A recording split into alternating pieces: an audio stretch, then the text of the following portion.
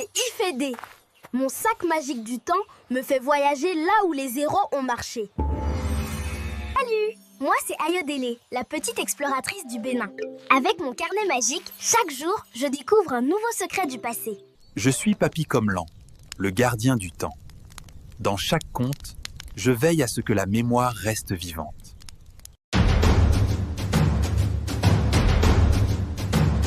Pourquoi cet homme lève sa main comme ça? C'est le roi Béanzin. Le requin qui trouble toutes les eaux. Cette main dit stop. Pourquoi l'appelle-t-il le requin? Parce qu'il était formidable, imprévisible. Il était une fois un grand royaume africain appelé le Dahomey. Un jeune prince nommé Kondo apprenait la sagesse de son père, le roi Glélé. Quand celui-ci rejoignit les ancêtres, Kondo est devenu roi sous le nom de Béanzine. Sur son trône était gravé un requin, symbole de force, d'intelligence et liberté. Le jour de son couronnement, Béanzin fit une promesse. L'œuf du monde tient ferme, il ne tombera pas. C'était sa devise, le symbole de l'unité du Dahomey. À 45 ans, il devint le dernier roi Indépendant du Dahomey. Mais un jour, les étrangers d'Europe voulaient s'emparer de ses richesses. Il refusa que les Français colonisent sa terre. Il a gagné contre eux quand? Non! Mais sa résistance fut héroïque. Quoi, papy? Avec 15 000 hommes Et 4 000 agogiers. les femmes guerrières. Il résista pendant 4 ans. Les Français furent surpris de sa discipline militaire, sa stratégie, son courage. Alors que s'est-il passé? Novembre 1892, les troupes françaises marchent sur Abomey. Béanzin sait qu'il va perdre. Alors il fait quelque chose d'incroyable. Qu'est-ce qu'il a fait? Je suis le requin du Dahomey, dit-il. Je nage. Je nage contre le courant, je ne me rends jamais. Il préféra brûler son palais plutôt que de le laisser aux envahisseurs. Oui, Puis il s'enfuit dans la brousse avec les derniers guerriers.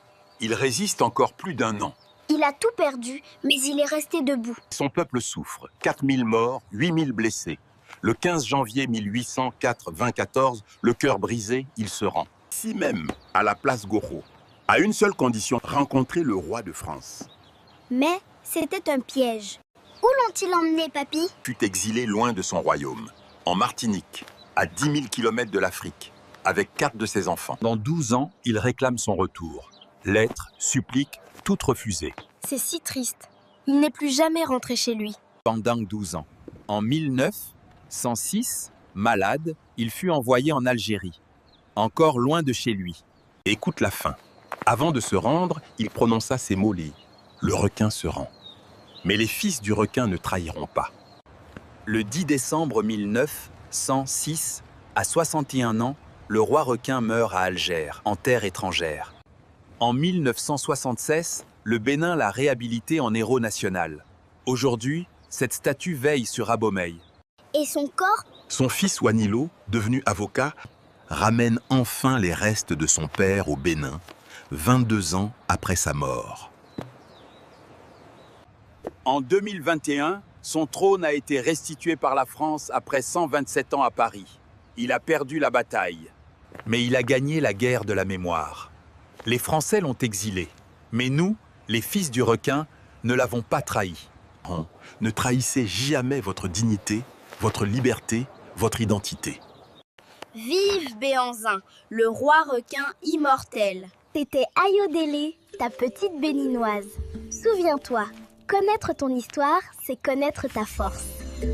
C'était Ifédé, ton copain du Bénin. Rappelle-toi, nos racines, c'est notre super pouvoir. On se retrouve vite pour une nouvelle histoire des petits griots.